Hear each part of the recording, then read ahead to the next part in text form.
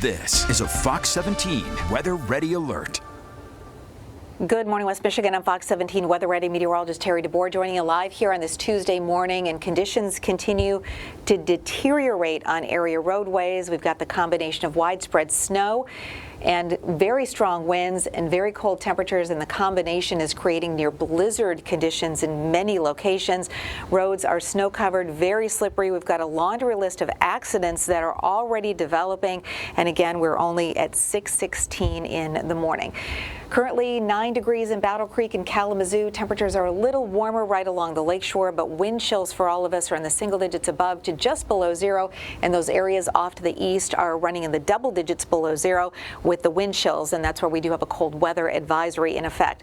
A look at live Doppler radar. Today is going to be a day very similar to the day last week when we had that 100-car pileup on I-196. So keep in mind that if you were on the roads that day, conditions today very, very similar. If you can possibly avoid leaving the house this morning, you're advised to do so. We've got a number of schools that are calling off class, and that list continues to grow exponentially almost minute by minute this morning. Here's a look at live Doppler radar again, where you see the deep dark blues on the radar. That's very heavy snow banding that's coming together, and with the intensity of the wind, snow bands are coming inland quite a ways, in fact even east of 131. So from Newaygo, Oceana, Muskegon over toward Montcalm and Mecosta counties, seeing the snow banding already.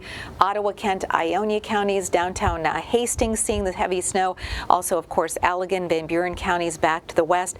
In addition to the snowfall rates that we have out there, the intensity of the snow that's coming down, we've got a lot of blowing snow around the region as well. Winds are coming in out of the west southwest currently at about 10 to 20 miles per hour. Gusts along the lakeshore already at almost 30 miles per hour. We're going to have winds gusting 30 to 35 miles per hour at least through the early part of the afternoon. Visibility reduced across the region again because of the blowing and drifting snow. So again, what are we tracking for you? Well, today, at least through early afternoon, we'll have blizzard-like conditions with sub-zero wind chills, blowing and drifting snow, and of course some heavy lake effect snow bands as well. Winds finally begin to relax tonight. It'll be very cold with temperatures back in the single figures. Quieter conditions move in later this week, and finally temperatures will be back up to around or a touch above 20 degrees by the end of the weekend. The future track again showing those snow bands continuing to come inland at least through early to mid-afternoon. Finally, the snow showers will begin to fall apart later this evening and overnight tonight. Could see a few lingering flurries and snow showers primarily right along the lakeshore during the day, or the overnight period tonight into early tomorrow.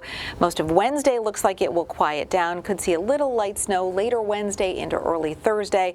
And as we check out the future track in terms of how much snow over the next 24 to 48 hours, inland areas we'll see those snow bands come inland primarily through at least the early afternoon hours, and then we'll see about a widespread 2 to as much as 6 or 7 inches of snow, heavier amounts off to the west of US 131. 7-day forecast again showing the really cold air holding on through the end of the week. Conditions start to moderate over the weekend, and that 8 to 14 day outlook as promised shows this through almost the middle of the second week of February, with the colder than average temps from the Great Lakes to the Gulf Coast and eastern US, and that warm air holding on out west.